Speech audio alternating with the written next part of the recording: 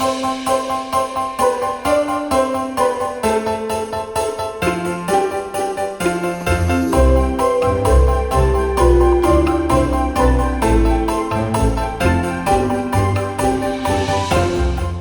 welcome to the Everyday Board Game Podcast with your hosts, Daniel. And Daniel. Daniel, happy holidays. Yeah, we're getting closer and closer. We record this ahead of time. Sure. But this one will be airing, so our audio listeners, you'll be hearing this. It'll be the... Oh, good, where am I? There I am. The 11th. That's crazy. That means next week's episode we record will fall 2 days before Christmas. Yeah. So this last Saturday, I was talking to my wife, and I told her, I was like, you know how I realized how fast this year has been going? She was like, yeah. I was like, you know what really proved it for me? She was like, what's that? I'm like, you know how it just turned to be December, right? She was like, yeah. No, that was a week ago it turned to December. And she was like, oh God.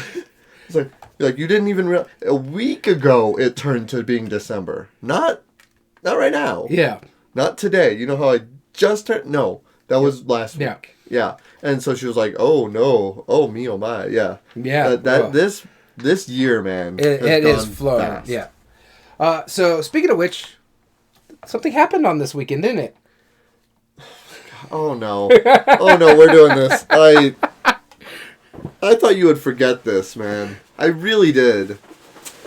I forgot this. No, you didn't. No, I did. That's the thing. We were always teasing. We were teasing you all on. No, but I genuinely forgot. Like, I was ready to... You're making me do this. Yep. Right. And not everything's there. One of your stuff doesn't get here till tomorrow, so. Okay. Well, all right. There's no way I can talk you out of this. Nope. All right, I apologize, audio listeners, because of the tissue paper. Oh, goodness. Let's just put that over there. Daniel is way too nice. Oh, man. Whoa. Cosmic Encounter Duel. Since you know, I hate two-player games, so I'll give you that. That's true. You do hate two-player games. Oh, is this the new one? Yep. That's awesome. And I have a spot in my office where I can actually have it. The board game calendar. Oh, thank you, sir. Mm-hmm. Like I said, you're missing one part of it, but that won't get it until tomorrow. That is totally fine. This is already 2 pieces more than I was expecting. And I see you got Kalis down there. Very cool. Well, thank you, sir. I will have to do that. I'm starting to try to be more gracious now. Mm-hmm. You know, even though I still don't celebrate my birthday. You're not going to take no for an answer. Yeah, exactly. It's like, what's the saying? Like, funerals and birthdays are the same thing. I will pick that up after a while. That's all good. Funerals and what my dad used to say? Yeah. Well, funerals and birthdays are not for the person. It's for the people to celebrate the person. Yeah, exactly. So it's like, yeah, that makes sense. I tried to let everybody, have a free out, like being so incredibly busy this Saturday that since it was my birthday, I was like, all right, you know what? Let's be real. People don't really want to celebrate it anyway. Like if they really want to, they would have contacted me weeks in advance to go, hey, so let's put together this. Like, nobody does that. Yeah. So it's like, I'm not going to make them feel obligated. I was just so incredibly busy that day that it ended up working out that I did that. And I ran a tournament for Hit Me at our local shop. Yeah. And it went over really well. That's good. We sold a number of copies, not just because it was the birthday, but it was one of the first That's times. how you guilt them. Like, hey, you should go buy this. It's my birthday. Come on, celebrate me. I already guilt them. Like, random passerbys, I always guilt them enough just saying, hey, I made this game. This is my game. Not only on top of that, I can use that same guilt to just be like, all right, well, yeah, it's also my birthday, by the way. So you'd be buying me a birthday gift by you enjoying this game. And if you don't, that's a double whammy, and now you should be ashamed. No, I would never do it. But what was really satisfying about it is that people who were walking up, it was our local tree lighting in our downtown square, right? That's true, too, yeah. Yeah, so it was very busy, hundreds of people walking through, right? And a number of people would, look up and go, what's this over here? And I've never really had that. Like, Matt just has a little bit of that. They're like, man, this looks pretty, Yeah. But, they're like, oh, it's just like a little card game. Okay, whatever, and pass by. This, they saw that and they're like, what's Hit Me? What is this? Yeah. And people started asking me about that. I'm like, oh, I was like, have you ever played blackjack? and they would say, no. I'm like, well, it's like that, except you're superheroes punching each other in the face instead. Which is not totally inaccurate, right? Yeah. So yeah, it was just what a wild day. So anyway, yeah, it was fun stuff. You're an old man now. Officially, we were talking about it. You I've even said been an old man. You felt it in your bones. I feel it in my bones. I can tell the weather's changing. Yeah, exactly. Oh, good golly. Yeah, so I like celebrating my friends' birthdays, and it makes it even funnier for me because I could do it on the podcast, and you cannot refuse. I could. You could. What a ridiculous But it would episode. make you look bad. Like, can you just imagine, like, you hand me a gift, I'm like, nah, I'm out. And I just leave the room and drive off. Can you imagine the day? I'm going to do that one year. And that will be the end of the podcast. We will unannounce, yep, end of Everyday Board Games. He just quit on the spot. No. For a very seemingly nice gesture. Exactly. But that being said, happy birthday, happy belated birthday. Again, we record this a week ahead, so his birthday was this past Saturday. You'll see this in a week from... And by the way, my social number is also... No. Hey, you threw my birthday out there, so it's only fair. Oh, that's silly. All right, with that being said, in our little fun here, let's get serious. And we're going to talk about some news that's been going on in the board gaming world. That's right. I don't really have good news, per se. I have some interesting news and some who knows what's going on. So we are going to talk about some board gaming news. Before we get into that, let's talk about what our episode is today. Yeah, our episode today. So at the beginning of every year, as we said, we're coming up to so right now it's early December. By the end of this episode, it'll be late December, just because of how fast this year is going by. Yeah. But at the beginning of every year, we set our 2020 our year goals. They're kind of like New Year's resolutions, except all our goals, we pick 8 each, and we try to aim for board game goals, and we really try to do it. Mm-hmm. I'll be honest, I didn't listen to the podcast from earlier this year. I just found my list on my notepad. I didn't either. And that's all I did. I have our original list on here. Yeah. So I was able just to go through so we have a binder. Mm-hmm. For everybody out home, our audio listeners, I'm pulling up a binder that we have that we just keep track of everything that we've done in here. Like all our lists gets put in this. Yeah. Right. Exactly. So do you have just yours listed? Oh no, I have both of ours in there. Did you read mine? No, I have not. Okay, because I don't remember any of yours, to be honest. I don't remember any of yours, but mind you, we're old, and it's been almost a year. Yes. So the time is a flying. We're literally at the end of the year, but yeah, it was a good list though. Yeah, in the second half of our episode, we're going to go through our resolutions, our gaming goals, and see where we came out. How many of them we succeeded in, how many have we failed, and we have to come up with some pretty lame excuses to not. I don't have lame excuses. I just gave up on some stuff. Oh, I know. There was some like the previous year that I got want to say half, maybe 3 of the 8. Yeah, I got 50% this year. I got 75% this year. Nice. I got all but 2, and so I'm excited to talk about those. So it was an interesting one. I try to strive for like a 50% because honestly, 8 goals is kind of difficult. It's really absurd. We are the only ones who are this dumb to do this.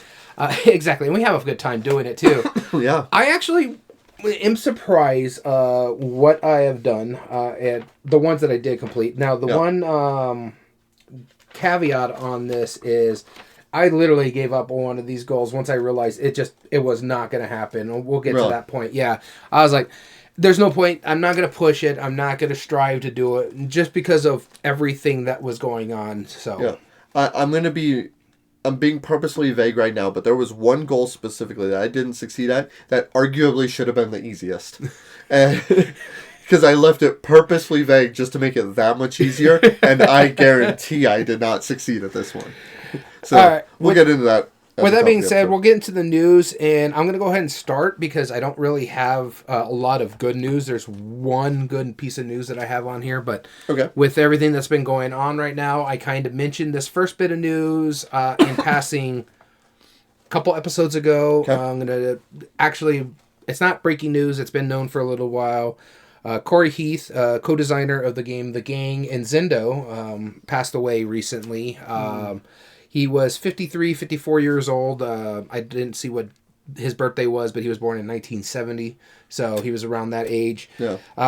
Don't really want to go into too much detail on what happened. All I got to say is if you guys are struggling, there will be a number down below in our comments in both the YouTube video as well as the audio side of things, just because this time of year, a lot of this stuff is happening. And so we're just putting it out there for everybody to deal with. Yeah.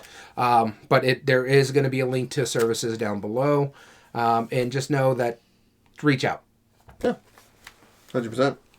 Did not know about that. All right. This is my least exciting of the news, probably. Granted, December, there's not very much room for news much anyway. So it's mainly Black Friday sales and stuff like that. But one of the things that I'm always very impressed with is companies that run like Kickstarter campaigns and do it like you can tell the ones that are just top notch at it and keep regular updates, keep people posted, respond to feedback, and just have a great understanding of just the expectations and the timelines of Game Crafter. Not Game Crafter, Kickstarter. Game crafting. Game crafting, right? Yeah. Game publishing. And there's one company that I think just does it time and time and again, and that's Gamelin Games. Oh, yeah. Their Tiny Epic series and all the other games that they've published, they've always been so consistent, so good on it. And they just announced in their most recent update that if you backed the Game of Thrones, Tiny Epic Game of Thrones, that it'll be shipping in December, which I believe was delayed just slightly, but overall, like, I might be wrong. Is it the Game of Thrones one? Mm-hmm. Because the one I'm receiving right now is the Cthulhu one. Mm-hmm. Oh. I think both. Nice. Yeah, exactly. So it's like they should be shipping out to most of the American backers, I believe, and then a lot of the other places very soon. Mm-hmm. So, and that... I just gotta say, like, this is less news and more just a shout out that I appreciate how well they do it. Yeah, yeah. And they're one of the few companies that, like, I feel like something would really have to go haywire for them to not have a reason why something was delayed or an issue that was legitimately happened. Because they've been around for so long. And I think I counted it's like 14 Tiny Epic games or something like that now. And something like that, yeah. Some significant amount. And they're so varying, too. Yeah. Yeah, they're worlds apart, right? But they're consistent. They understand how the thing is run. They understand what everything's going, how everything works in their business model, and they keep people posted. I wish more companies would do that. Yeah, no, I don't disagree. They're doing a good job. I just got my shipping notice for my Tiny Epic Cthulhu. That's why I was kind of like, okay. Yep. And the other reason I backed it is like I back some Gamelin games. I have two. I have Quest and I have Dungeons. Mm-hmm. The only reason I back Cthulhu is because it's got a tentacle spinner. Yeah, which arguably is a reason a lot of people didn't. Yeah, exactly. Like, no spinner is a good spinner. I'm along the lines like, I like spinners. I think they're fun. They're dumb. They don't work like they should. No. They're not logistically random like a die roll or anything like that. Right. They're just fun. They're just fun. But actually, you know what the cool thing is about spinners that you can't do with dice? Because that's the counter argument, right? Why does it have dice? You could have proportions and percentages on a spinner, Matt, that you can't do in dice. Yeah. Right? You could have it be like 21 3/60ths, right? Yeah. That's the level of degree that you want the likelihood of this landing on here. Yeah. You can't do that otherwise. With a die, yeah. Yeah, and so that's really impressive. And so, like, what they could do, like in some spinners, like one thing is really, really bad, but it's such a small piece to hit. Right. Or, like, and then on the opposite side, something's, like, really, really good, but it's just as slim as the really, really bad piece. And so it's very rare you're going to hit those, but you can't really do that with a die roll because it's either a 1 or a 20. And so you have a better statistic chance to hit a 1 or a 20 than basically flicking a spinner. Right, exactly.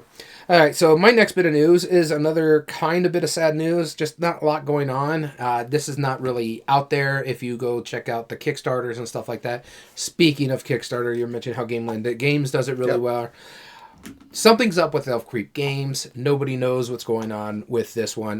They are the ones that did Santa's Workshop, Merchants of the Dark Road. They have been radio silence from their most recent Kickstarter since August. There has not been any official announcement of what's going on in the background. The most recent Kickstarter, of course, being the expansion for Merchants the Dark Road, as well as upgraded components for Santa's Workshop. The thing about it is, again, radio silence since August. There have been people that were working with the company that have left full times. I believe one of them was Paul Solomon, who is the designer of Honeybuzz. He was also like the game developer through Elf Creek Games.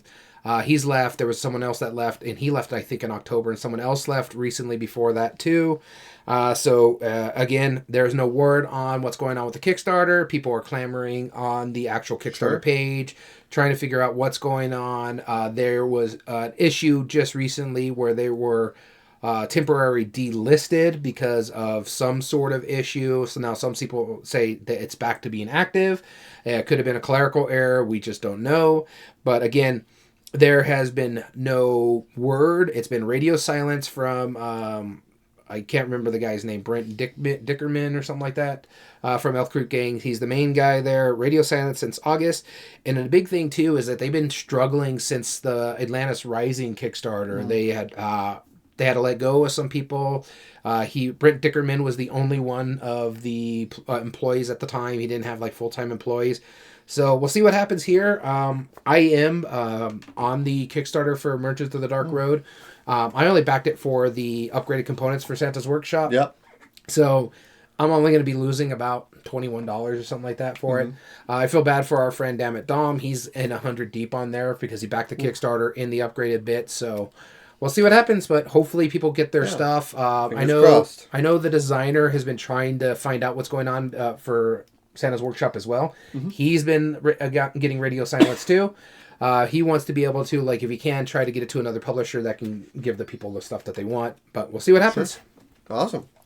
All right, the next one I want to talk about is a new game that, well, it's not that new. We knew about it coming in. In fact, it's a remake of a kind of older game, but it is now officially in stores. Urbion from Impatience Games, the solitaire game. This was the second one after Onirim, or Onirim, however you want to say it. Whatever it's actually I thought it was before Onirim. It's one of the first two. I believe, I think it was the second one. Because I think a lot of people followed up playing Urbion after Onirim going, oh, okay. No, I think Urbion, if I could be wrong, but I think I heard something, Urbion was before Onirim, but Onirim hit, and so everybody went back to look at Urbion. Maybe, it could be. But yeah, the second edition is out with, I think 5 to 7 expansions or something. Like he always does. Like he always does.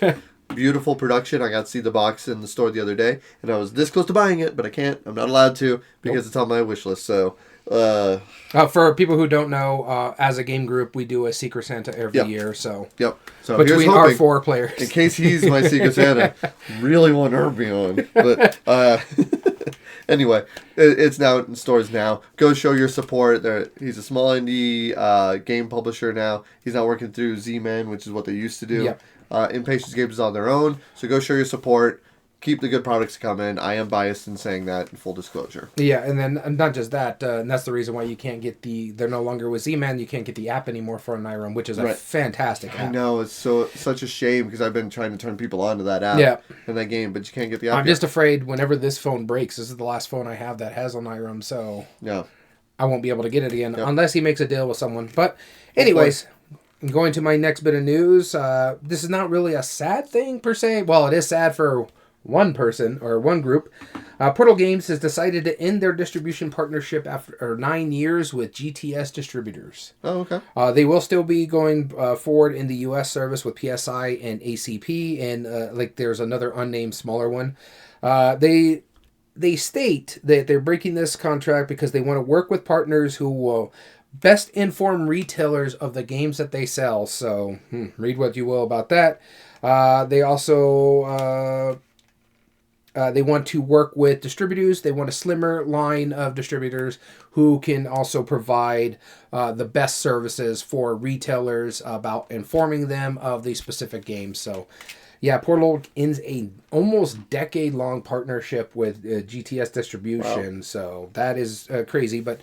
Yeah, people who don't know, Portal Games, they do detective, modern crime, I forget what the full title is, but detective.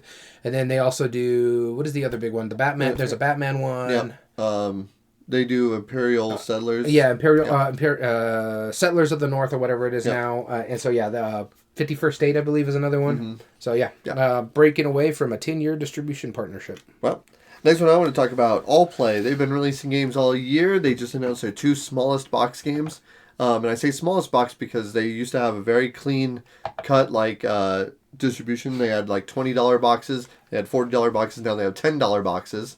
What I find funny about these box lines is their big boxes are the size of that Final Girl box right over there by the stocking. Yeah, that's the big one, right? that's but I mean they're full to the brim normally with components. That's the best part. That's what's annoying me because it's I can't get it to fit properly. Right, exactly. You have to do the whole shaking of the box just to get it to shift and get comfortable.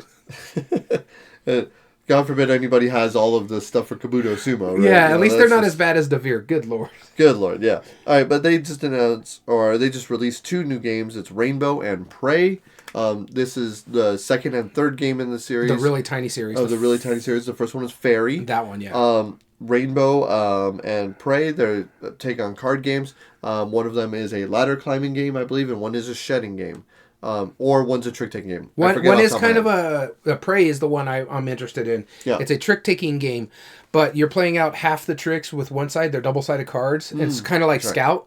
And then halfway through, you got to flip them over to the other side. So if you're trying to win a certain amount of tricks, I can win all my tricks in the first half of the game and then flip over and all I have is small cards. So there's a possibility I won't be winning any more tricks. That's a good point. That's cool. Yeah. So, okay, that's neat. I like that. And then the other one is, Rainbow would be the card shedding game. Yep. Yeah, so you're trying to play combinations of cards.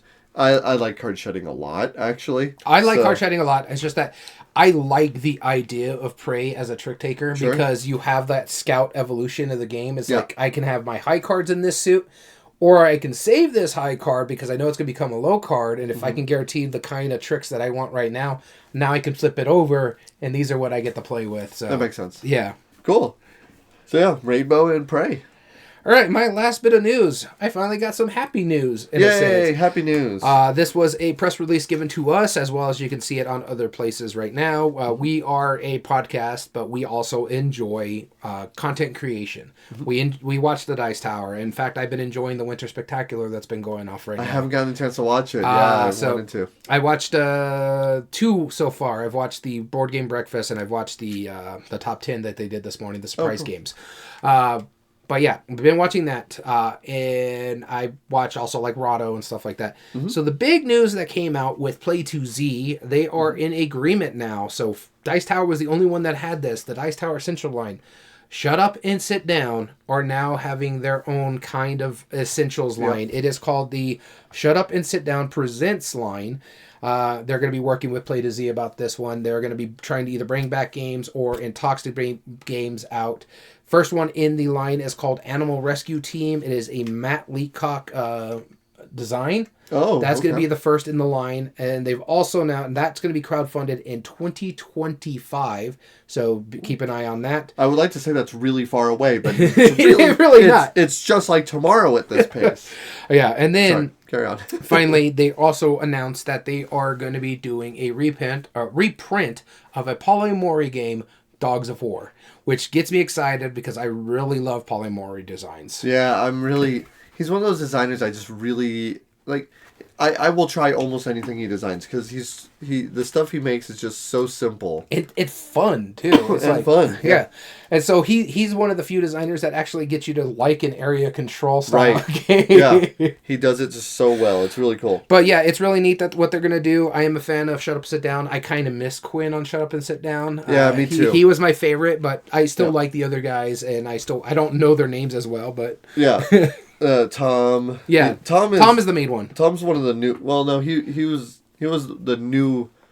He's the oldest of the new guys, right? No, Tom is. I think he's one of the funniest presenters on that. Yeah. I really enjoy his energy. But Quinn, I mean, I watch People Make Games, which is another YouTube channel about video game documentary, and Quinn is on that one. Yeah. So I still get my Quinn fix. Yeah, and I watched his thing where he's talking about the history of board games and stuff like that, and he's talking about the Goose Game. If you ever get a chance, go check that out on YouTube. Yeah, it's the really funniest thing. It's really good. All right, and my last piece of news is a Kickstarter that is going currently right now. If you're listening to us live, make sure you go check it out. If you're not listening to us live, I think it ends on the 15th, so you're not going to hear it by the time this airs.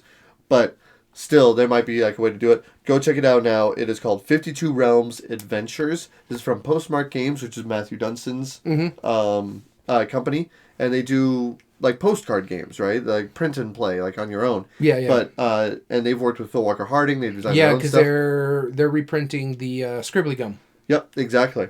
So this game specifically is it's a dungeon crawl that uses a 52 card deck of playing cards. Of course it does. Of course it does. Of course you would be all on this. Of course I would be all up on this, which is why it's my headlining piece of news. Yeah. Because this is yet another Kickstarter I'm probably going to back just because I don't plan on printing any of this stuff out. I don't even particularly like dungeon crawls. But I love playing cards, and that's what matters. So, yeah, check it out. 52 Realms Adventures, Postmark Games. Go support them again. Another tiny little company that's doing small things, but those seem to be completely overshadowed sometimes by the big epic Kickstarters. Yeah, which I'm kind of on one right now because Simon decides it's a good time to bring out a giant 2-foot Godzilla mini. Yeah. right before Christmas. Absolutely. So that is it for the news. All right, so let's get into today's episode. We're going to be talking about our 2024 gaming goals revisited.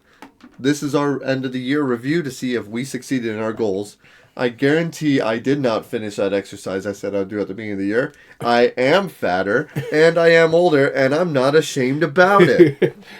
I am actually skinnier than I was last year, so there's that at least. Yeah, that's good. Yeah, I've lost a lot of weight. I'm starting to gain some of it back, so I got to get back on the budgeting on my food and stuff that. That's right. But other than that, I've done really well on my New Year's resolution to get healthier. But to my board game resolutions, yeah, we'll see. I don't remember if this was the order I put them in, because I remember there being an order. All right, I'm gonna grab them real quick. Yeah, go ahead and grab mine, because now I'm curious to see if these are the order. I'll bring them up in topic, because again, I did not review the episode. I didn't know the exact terminology that I used for one of them that I think I'm going to clarify, which has a slight hyphen or a slight asterisk on it. But I'll talk about that when I get to it. Okay. Yeah. So how do you feel like did you set your gaming goals to be easier this year or harder? Somewhat. I wanted to do my goals were just to try to do either something for the podcast or just set gaming goals to myself. And some of them, though, that I could do, I did really well. Some of them I tried to be tricky about it, and they didn't go successful. So they were about as even par as my last sets of gaming goals, but it weren't all that fantastic, I would say. I did a 50%, and honestly, that's what better than I normally do. Yeah, I try to do at least 50%. Yeah. Cool. Yeah, I'm just pulling this up real quick, so why don't you get ready to start us off with the Coin of Doom. So as always, I will flip the Coin of Doom. We set 8 goals each for us this year, and hopefully we'll talk about all of them. I think I put them in this order. Let me just double check. Yep, okay. I put them in, well... That's your number 1. This is where you started. Okay, cool. Then that's what I will do. But then you move this to 7. Okay, cool. Yeah, sure. Okay, that'll work. I know where that is. Let me put that same arrow that I put here. There we go. Perfect. All right. So now we are going to do our Coin of Doom and see where we sat on our goals. Then that would be me. So the first thing on my list, and it's the one that I tend to put on my list all the time, because I just want to play a lot of games. And this one is, I wanted to play 200 unique games this year. And again, mind you, this is a little early when we're visiting. We are only on the 9th of December when we record this. Again, this will air week before Christmas, in a sense. Which is, what, the 16th? Mm-hmm. So we're a little early. Give or take. But this is what we have to do because we want to try to keep it up in our cycle here. I hit 216 unique games this year as of December 9th. We're going to be playing some more games this weekend, or this week. I'm going to try to play some games over the Christmas holiday. So we'll see what happens there. But I did have 216 unique games. 175 of them were new to me. Wow. Yeah, so I actually played a lot more games than I thought. Way more newer games. Yeah. Because I was trying to get some old games, and I did get some older games that I've played before, including on my app and stuff like that. because I keep track of my statistics. Yeah. But off my shelf that I've been wanting to play more instead of just shelf of same stuff. But when I only get one pick a month, one week out of the month to pick games, it can be a little tricky. And I'm trying to be like proactive with my other game group and like giving a mix of games that come off my shelf as well as Shelf of Shames. But I'm also trying to do thematic tie-ins to games. Always be new, right? Yeah, exactly. Or else, what is the point of this now that they're on the shelf and not in the pile back there? Right. So it's that kind of thing. But my 200th unique game was Unconscious Mind. I succeeded this goal on November 16th. Nice. So I've played 16 more games since then. Wow. And that worked out for me because I do love playing a wide breadth of games. I like to see different things. It really helps us now that we're playing a lot more games because now we have a capability of doing more in our reviews and stuff like that. So look out for more reviews in the next year. And that may be one of my gaming goals, but I don't know yet. I haven't really sat down. I've got a short list for next year's, but I haven't hashed them out how I want to put them in there. Yeah. But yeah, 200 unique games was a success. Well done. All right, my number 8. This was a very simple goal, and this was the one. I wanted to rotate my collection more, and I wanted to cycle it out, get like the best of the best in there. Anything new that comes in there, I got to see is it worth it, going in there. Get rid of some of the ones that I've had just for like whatever reason, but I don't intend to play. I got to recycle them out. With that being said, that was a complete failure. It wasn't even close. I think I amassed more games this year than any other previous year, and I've only traded in a fraction of what I have in the thing years. About it, too, is like the year before, you got rid of 365 games. Yes. So in my defense, I already had the cream of the crop in my collection, with some exceptions. Let's be real. There was some exceptions. You have Nightmare in your collection. You can't say the cream of the Nightmare's crop. Don't you dare throw. I will. Hold on. I need to censor this. No, I swear, Nightmare is a godsend for some of the games. That is true. I've seen some of the games you bring out. I've played them. All I gotta say is Frederikus. Yeah. Well, that has been recycled from my collection. But the thing is, all I gotta say is Frederikus, and you'll hear grumbling from Dan Although, here's the thing I worry about. I know, thankfully, Dan Dom doesn't really listen to our podcast, because I'm gonna tell you something. I know he has a game on his Shelf of Shame that I recently acquired. Or I got we got it at the thrift store not too long ago. My mother-in-law found it actually and gave it to me, and me and my son played it last night. Oh my god, it was so bad. It was so bad. Which game is this? Well, I don't know why I'm not gonna cover it up. Honestly, I'm just gonna tell you guys right now. 75 Gnome Street from CMON Games and Ankama. Oh. It was a deduction game. Oh, okay. And there was so many glaring issues with rules clarity that. Did he just get this too? Yeah. It was like on our Bookman run, right? Yeah. Oh man, in October. So. Or no, he wasn't on the October one. No, he was. It was the January one. I don't think it was too long ago. No, I think he bought it from CMON. Like, I don't think he. Oh. I think he spent money on it. And the thing is, like, it could have been a good game, but there are so many rules contiguous errors, which is fine. When rules. Do they have an errata on Board Game Geek? No. Oh. In fact, they have people asking the same questions I was curious about 2 years ago that have never been responded to. Well, anyways, so I mean, I'm glad my mother-in-law spent like $1 on it. Yeah, the relocation stuff. So, I guess in a way, my goal is to rotate my collection more. That's getting rotated real quick. No, it's not. It's not getting rotated. It's being absolved because I was already missing a couple tokens because it came from a thrift store anyway. I'm like, I'm not going to trade that in. Nobody deserves that. No. Well, and nobody deserves missing pieces. Nobody deserves missing pieces, exactly. Like, even if you can get the rules errata, fine. But, like, so now I have new gnome pieces I can make prototypes out of. There you go. All right, moving on to our number 7s. Our number 7, here we go. Starting with me again. Mm-hmm. And this is my first failure right here. And it's funny because I was looking at this list, and this contradicts another one that is higher on my list. So that is the issue here. And this one is to limit of buying games or Kickstarters. This did not happen. I've backed more Kickstarters this year alone than I have in the last 2 or 3 years. Yeah. Or Game Founds for that matter. Yep. And I could tell you why. This is because the damn stretch pay on GameFound has just made it too ridiculous. Plus, they've been coming out with some good games. Like this year, I got onto Terrascape and got everything in there because of GameFound. I backed the Ascension, got all the stuff I need for that, plus the newest stuff. Stoneblade, or not Stoneblade, Shards of Infinity, I got into that one. Yep. So there was too much. And of course, the big one is the Feld games that we got into every year because of Queen decides to take all my money. So yeah, no, I backed way more Kickstarters than I've had in the last 3 years. And I am currently on a GameFound one right now. And then, not to mention, the buying of games. I've bought several games just recently. In fact, one of my pre-orders just came in today, and I punched it and got it ready, and I might even play it to Wednesday, and that was Video Game Champions that I pre-ordered to this year. Very much want to try that. Yeah. So this was a big fat failure. This was probably the worst failure on this list. It's kind of like my rotating the collection, right? You know, you think it would.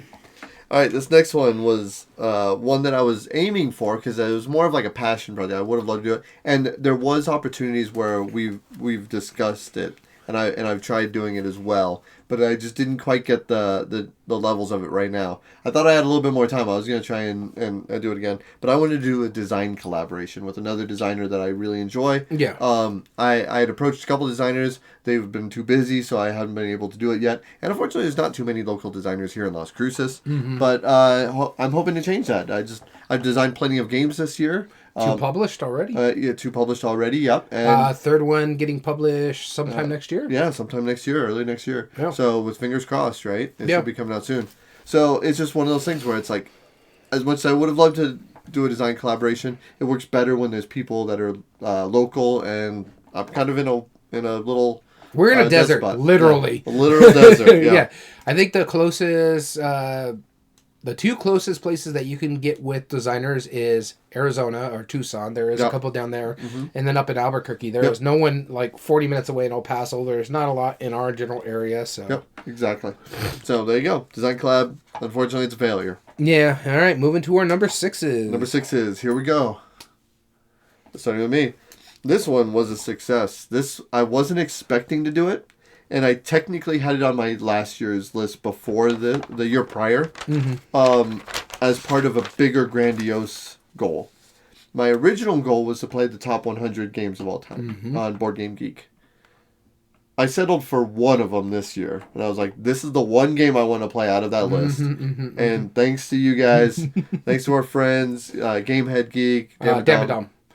Give make it that one. Oh, yeah. It was just a 3-player. Shame on him. No.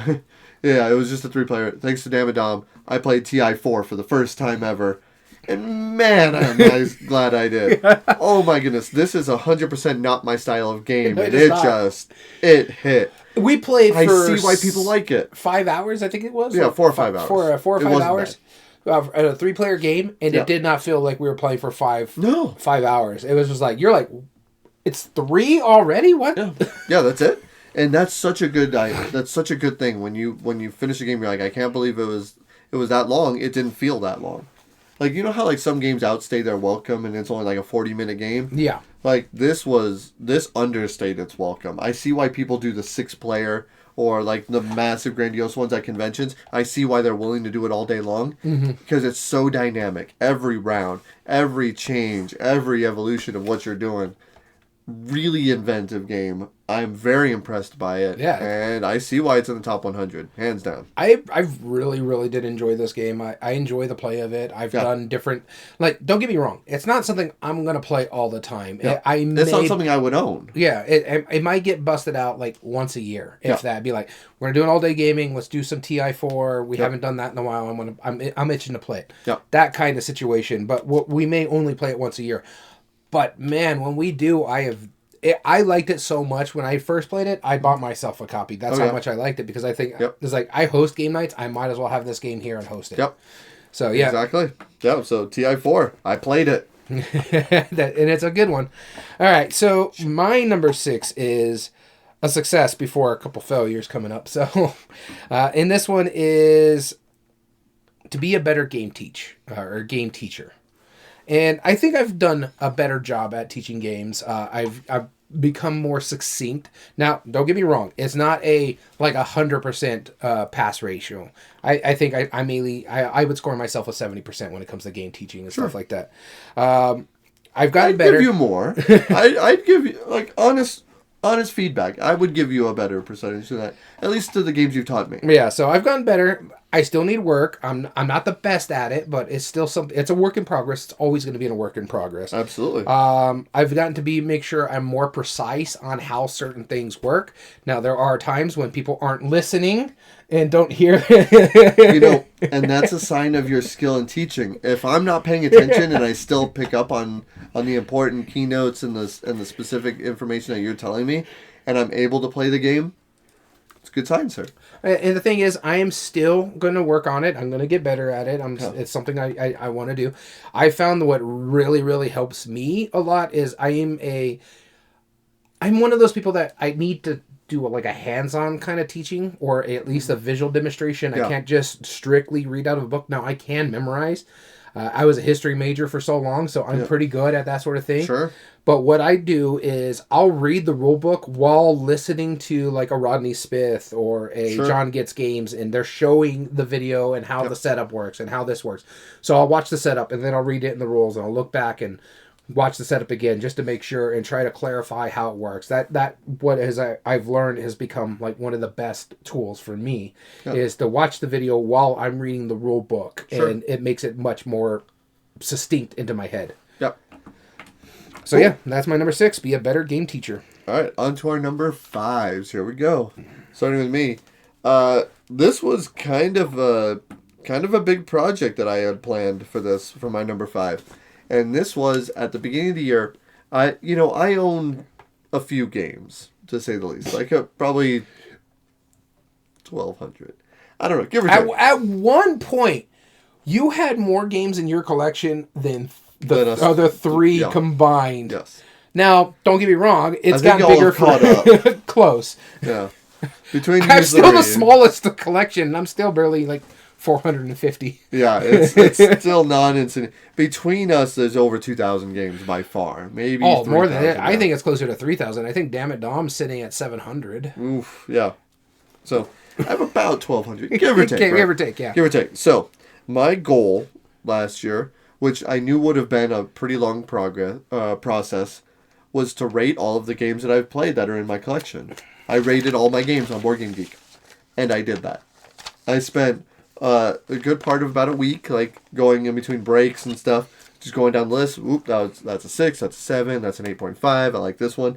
I like this one. The only thing I didn't rate was expansions, which, I just don't like. I did rate some expansions, but mostly I don't rate the expansions. I do if I've played them, or they do more than just add stuff to the game type thing. Exactly. If they make significant changes.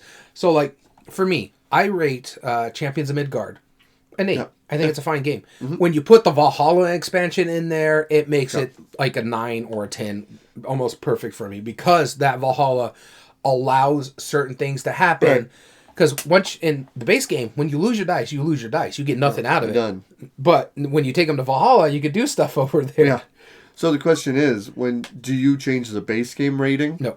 No. Okay. You only rate the expansion that. Mm-hmm. I agree with that. That's kind of how I do it too. But all of the base games that I've played, with the exception of last week's worth of games, right? Oh, yeah. Which that's an easy fix. I could go do that this afternoon. Yeah. Or this evening. But those they're not even in your collections last week's games, unless it was your Friday game group. Right, last week was Gamehead Geek. Right. No, yeah, exactly. But all the games that me and my son and my daughter have been playing lately, I had to punish them yesterday because my daughter was playing a video game, which she wasn't allowed to do so. So I was like, you know what, your punishment, get out in the living room. You're playing board games now. So good. So good. That's how you got to punish your teenagers now. That's how I got to punish my teenagers. I have to make them socialize. With their parents. And you better believe I was no cap Riz right there. And I was stressing them out so hard doing that too. No. Sorry, everybody. Sorry. No, hold on. I know how dumb that sounds. That's why I kept doing it towards my kids as punishment. That's my reason. Anyway. And yes, I made it uncool instantly. Oh, well, not just that. Our listeners have to listen to that with their own kids. They don't need to hear it on the podcast. They come to here to escape that kind of shenanigans. Right. No, I'm just saying, if you ever need to punish your kids, just start talking in that way. So anyway, I've rated all the games in my collection now on my Board Game Geek profile. You can see what I think about all those games. Some of them might change over time, but yeah, I'll look into that when I look into it. All right. So I always adjust my ratings too, so I'm the same way. Yep. Exactly. So that was our 6 or no? That was you our started number 5. 5. I still have to do my 5. Why are you flipping the coin? I don't know. All right. My number 5 is a fail, sort of. I've done more to it. At one point, we only basically had this corner, and that was to finish my soundproofing. Mostly this wall is done. We need to get that wall done, and I need to get the ceiling right over here done. But it is mostly done. I just have to buy more, and soundproofing is not cheap. No. I'm calling it a fail because I didn't finish it. Yeah. But I've done more work for it. And so there's that. One wall is partially unfinished. This one is nearly done. I have like one more strip right here at the end. Plus, I need to get some corner soundproofings. This way, less bouncing and stuff like that. Yeah. For the corner parts of it. But I think it's getting better. It's still work in progress. It sounds 10 times better on our audio stuff. Like I could tell from earlier episodes in the year where you still had a little bit of echo to now it's gotten so much better. This new pop filter that we got here has worked a lot really well too. Yep. So the soundproofing has gotten better, but it's not where I want it to be. So I consider it a fail. Fair enough. All right, on to our number 4s. Top half. Here we go. All right, my number 4 is another fail, and this one is for not a lack of trying, sort of, but it's also just very expensive to get the proper stuff that you want to do. And so I wanted to get better lighting in our room. As you can see, it's a little dark right now because we wanted to make sure you can see the wreath and the tree behind us. Yep. And of course, it doesn't wash out my lovely, lovely Christmas hat here. But it just, I haven't been able to get them yet because, I have family obligations. I'm buying board games. I'm doing stuff for the podcast. Luckily, it's starting to pay for itself. So there's that. Finally, yeah. Yeah. But the proper lighting setup that you want to get for this kind of thing, they're not cheap. The best ones I've seen and the cheapest ones I've seen is like $100, $150. Yep. That isn't like a ring light that when you're using your cell phones and stuff like that. It's like proper lighting for when we're doing this. So I do still want to get it. I'm still looking for decent deals, but again, it's still kind of expensive for my liking. Yep, makes sense. All right, my number 4 was another ambitious thing, and I did do this as well. That was to make a website for our podcast. And, we can put a link down in the description below later. I just got to find it. I haven't paid for a domain yet, which I do plan on doing. But I also coincided it with my game design and my escape room business as well. Yeah. So it's one of the many pages that's on it. But I did make a pretty unique website for us. The whole web page has a number of different things that talks about it. It breaks down our gamer criteria. It has a graphic for that, an infographic. Mm-hmm. It talks about all the different types of episodes, links to different playlists, all that stuff on the website. And I'm really proud of it. We'll post the link and go check it out. If you have any feedback, let me know. And I plan on updating it somewhat regularly, but that was a whole task. I completed it this summer, and I'm pretty excited about it. All right, cool. Yeah, no, it looks pretty decent. I was able to look at a few bits and pieces of it. Yeah. So, yeah, no, I don't disagree. I find it fun. I'm just like, you do that, but I'm tired of all that stuff because I run the YouTube, I run the podcast. You do. Yep, you do. So if nothing else, I can at least get into that. I need to just start paying for a domain, really, and that's my big goal. Yeah. All right, awesome. On to our number 3s. My number 3. This one was a very ambitious project that I was really excited about. It has a slight asterisk, but I'm going to explain why it still is a completion. No, hear me out. My goal was to release a game every month. You haven't released December yet? So I said on the podcast, and I remember this very distinctly, my original goal was to release a game on the Game Crafter, specifically, every month. And I technically did. There is one exception to that, and kind of, right? Is that I did release a game every month. Hit Me came out December. That's not Game Crafter. Right. But Here's why I still count it, right? Because there was also matches in March. Mm-hmm. Okay, so matches and Hit Me were both from Thing 12. They both came out this year.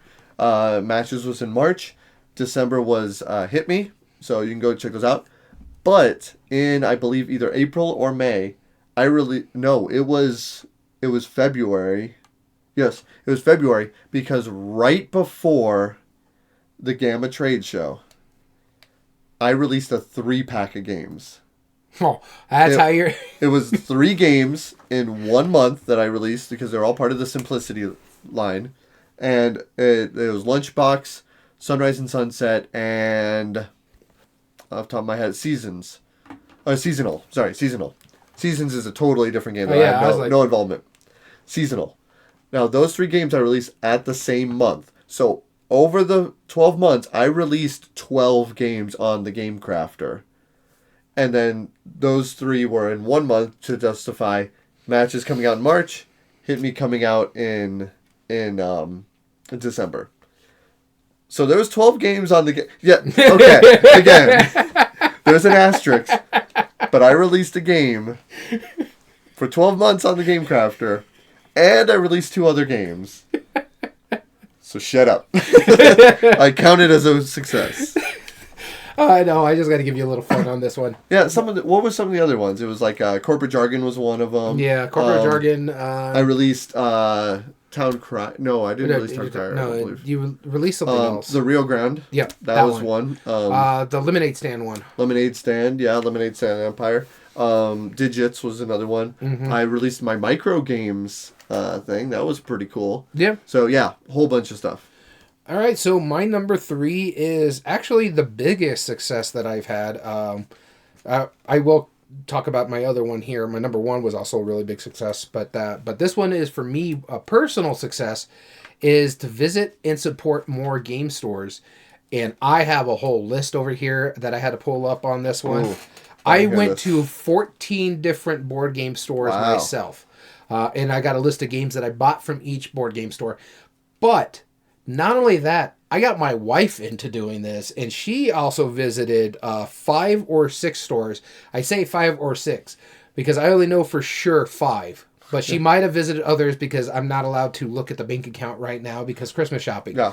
I'm only allowed to look at the budget that we have and just go from there. Yes. But I have bought several games. So let's start with Game Vault. I got, which is in El Paso. It's about 40 to 50 minutes away from my house. Yep.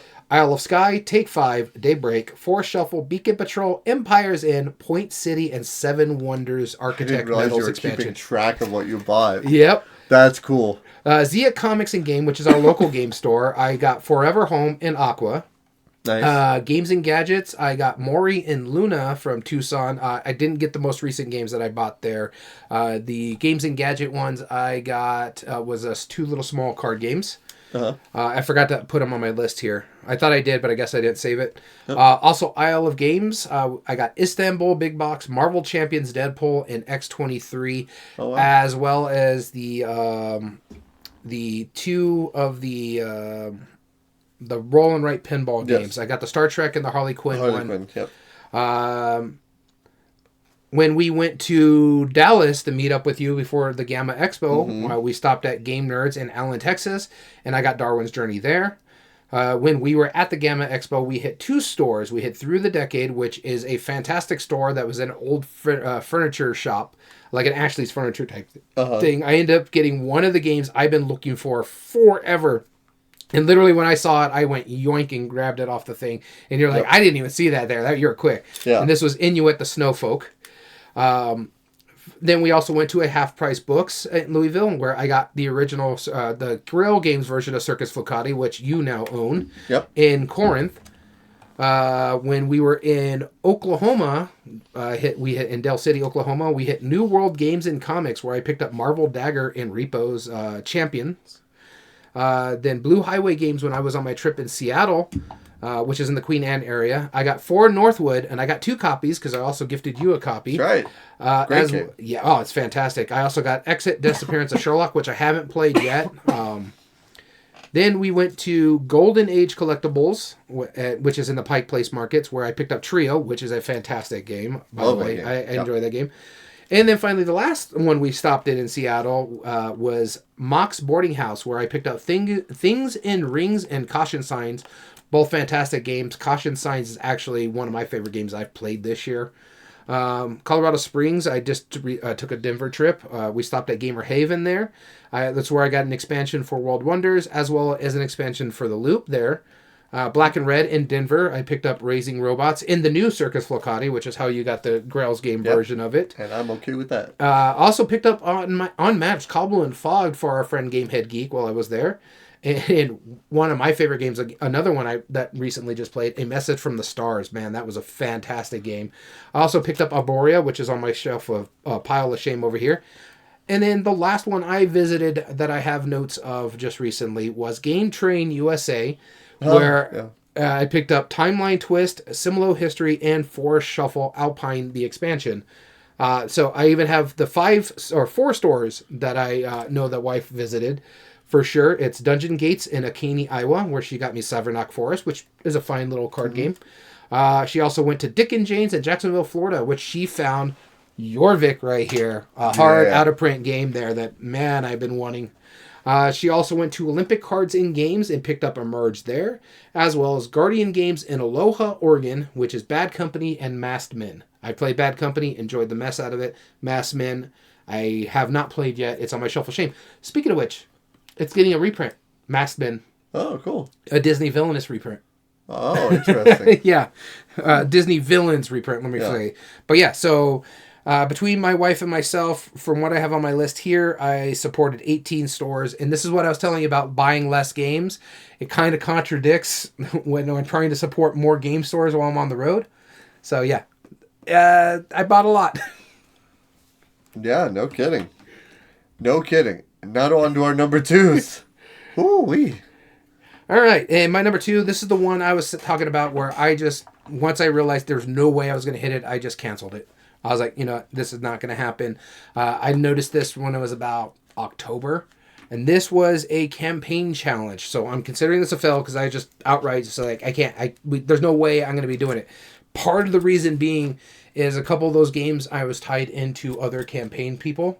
But the games that I wanted to get done were 5 games. It was a 5x10 challenge. It was Gloomhaven, it was Role Player Adventures, it was Vagrant Song, and it was 2 solo games, Marvel Champions and Arkham Horror LCG.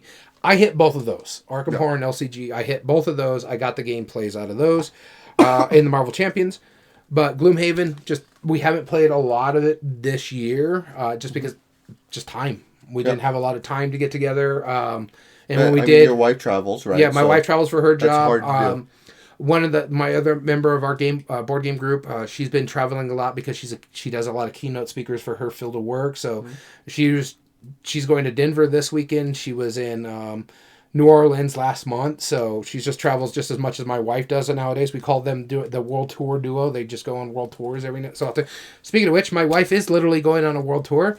She's going to frickin' Amsterdam in March. What? Really? Yeah. So there's that. Are you going with? No. That would be amazing, wouldn't it? No, it's too expensive for a flight over there. Oh, sure. But that would be amazing. No, it would be great. Yeah. Not really in March, though. I wouldn't mind if it was in July I would or still June. go. Yeah, I would still go, but provided opportunity. Right? But she's going there for a specific training for her company. So cool. But yeah, so my campaign challenge just wasn't able to succeed. I was not able to hit my 50 plays of 5 different games. It was a 5x10 in a sense. But I did play quite a bit. We're about 4 games into Role Player Adventure. We restarted the whole thing and just a way to make it easier. We're about 3 or 4 games into Vagrant Song. We played about 3 or 4 games of Gloomhaven. So yeah, we were supposed to pick up some games this week, but everybody got illnesses this week. My game group got illnesses. My wife was under the weather, so we just couldn't do it. Yep, makes sense. Oh man, poor campaigns. Yeah. Sorry to hear. Number 2. Number 2. Oh yes. Before I flip the coin. So this one was a success, mainly because it was such a small thing. I was like, okay, I'm just gonna do this goal, and you and the rest of our game group just had so much fun with it because you thought it was tormenting me the whole year. This was my goal, was to play different player colors other than blue. I wasn't tormenting you. They were tormenting you. They totally... No, you... I always give you... No, okay. Towards the end, I was tormenting you. Yeah. Basically, I took my color and just threw the rest in the middle. I was like, have at it, guys. Have at it. If you're too busy on your phone, you didn't get blue. So no, whatever. You weren't quick enough. No. I purposefully waited because here's the thing, right? Our Gamehead Geek likes playing blue as well, which is totally fine. You know, and that's my preferred color to play. That was my preferred color until I started gaming with you. Right. Exactly. Then I ousted it. Yeah. But no, the main goal with the game was to, or why I made this goal was because I was noticing there was times where, if for some reason that player color was unavailable, I would move other players' pieces by accident, and it throws off the fundamentals of the game. And also nowadays games are coming in with like specific player colors or pieces that are color based, right? Yeah. And so if I always play blue, I'm only playing one character ever, which is traditionally like a wizard or like, like the kind of loopy character, right? Yeah. They're always the blue ones, right? So I was like, I need to break this habit, and I need to like break myself from that bad habit. What I found really interesting, I did really good. I remember this only happening maybe like 2 or 3 times, moving the wrong piece throughout the whole year, which is pretty good. And I want to say about like at least 25% to maybe even a third of the games that I've played, I just was like, okay, I'll just play whatever color. I don't care. What I found interesting about it, though, is the habit that I had about moving the wrong piece, normally in the score track. You guys had a worse time with that than I did. Because oftentimes it'd be like, wait, hold on. Like, no, I'm not blue. I'm green this time. And you're like, oh, yeah. Darn it, Danny. You know, and it would always be the same thing. I loved it whenever Damn It Dom or Gamehead Geek would move the blue one. No, they kept... because I got points. Yeah. And it just cracked me up. You weren't as bad, but like the other two, like that was almost every game. No, never mind. I liked how they were like trying to make fun of... or there was one game we were playing. They were trying to be like, he wasn't blue, so Dom was blue, and then Gamehead Geek was like red or something like that, and I was yellow and you were green or something like that. And then Damn It Dom was moving green pieces, and it's like because that's what he normally plays. Yeah, that's right. And so one time you did get blue because it was your game, so you're like, I'm gonna just take blue because it's gonna be easier on me because I had yellow, and it was a Euro game, so it had the red and greens that were really close to each other. Yeah, exactly. That's the only real exception. And so they played red and green, and Dom played green, and Gamehead Geek played red. But then we played another game, which is almost in the same line, and they switched colors, and they were messing with each other's scores. It was so good. And I'm just sitting there laughing. I'm like, this is why I play yellow. This is nobody ever wants yellow, so that's why I play. So my son is a yellow. He will get yellow every time we play. Yeah, it's so funny, dude. But yeah, I don't want to say I broke the habit, because I'm still going to go back to playing blue whenever I can. Yeah. But I found that it was like... knowing that was my goal helped it make it easier. You know why I play yellow? Why I chose or landed on yellow? Because the 4 games that you can play in most Euros are yellow, blue, red, and green. Yes. I am red-green colorblind. I can't play the other 2 colors. Which is why you and I do red, yellow, and blue. Yeah. Always. And that's why there are our podcast colors. I'm trying to flip the poof. Sorry. Is because those are our player colors, is blue and yellow. Right. Exactly. I thought that was a great merger of our 2 players. I think that's hilarious. All right, off to our number ones. Here we go. I'll be starting us off. My number 1 gaming goal last year was a super ambitious that I really didn't know how I was going to pull off, if I was going to pull it off, but I did. I played a game before I was on Board Game Geek. That was explicitly a goal. I wanted to find a game that wasn't on Board Game Geek yet and play it before it was on the website. So I'd be like, that wasn't yours. That wasn't mine. Yeah, of course. Not, and I didn't. I made it explicitly. It wasn't a prototype. It could be not released yet. That's fine. But it couldn't be a prototype. Technically, you hit it twice. I did it twice. Yes. So you know that I did it twice. I don't think you remember one of the games, but I know what one of them was. Yes. Well, I don't know. One of them we reviewed. Really? Yeah. The level 99 one? No. Oh, okay. What is it? The other one, the Yahtzee one? The Yahtzee one, yeah. Okay, that's still not on Board Game. It's still not Board Game Geek. Well, technically, there was a third game that we're not counting because it's basically a intellectual property theft. Game Sure. Head Geeks pick. Oh, yeah. Technically, I'm not going to get started on that. There was a game that we played. Game Head Geek played it as a reviewer and found out that it is a blatant copy of a game that's already in existence. So yes. I count the original one as on Board Game Geek, not the new one that's a blatant copy. Yeah. But the other one that I played that actually that later came out and is now on Board Game Geek is Parachuting Pandas or Parachute Pandas. Oh, yeah, we did play that at the Gamma Expo. At the Gamma Expo. I was in that one. Yeah, it's okay. But the game itself wasn't on Board Game Geek, and that's what mattered. And I thought you were going to talk about the one that you played up at Level 99. That's still not out yet, so unless it's a different one that we're talking about. But no, but I'm saying, like, if it's the one we're talking about that just came out on Kickstarter, or there's another one that's still in development that's not out yet. I don't remember. You didn't play Spooktacular? No. Okay. I wish I had. I would have, Brad. No, okay. They're great people. I love them. Yeah, we love them, yeah. Yeah, but yeah, Parachuting Pandas, Bonsai 5, and technically that IP ripoff. All right, my number one. And this one was more of a kind of a gaming goal, but it's more because we are a gaming podcast. And so my whole goal for this one, and I'm considering this a success because this has been our best year when it comes to downloads and our views. We have more subscribers on YouTube than we've ever had.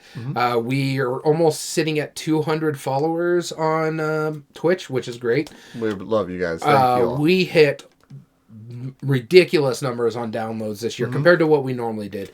So yeah, my whole thing was to try and grow the podcast, which we did so well. So good. There was one point where we had nearly 500 downloads in an entire month. Our average originally when this was going, it was maybe 50, 60, sometimes 70 downloads a month. Yep. We're now averaging nearly 200 downloads a month. So that is just on the podcast side of things. We're getting more watch time hours on YouTube. We're doing more reviews on YouTube. We're doing some game shows when we have like an off week, when there's like 5 weeks and stuff like that. Because we really like our 4-week cycle. We don't want to add an extra episode in that month. So you know what we'll do on YouTube? We'll throw up a board game show. That's right. We have a bunch of good stuff on that one. We've made so many contacts, and that's one of the reasons why I'm hemming and hawing that I do want to go back to the Gamma Expo, because we have made a lot of good contacts, and that's we met someone at the Gamma Expo, ended up interviewing her, Danielle Reynolds, co-designer of Caution Signs.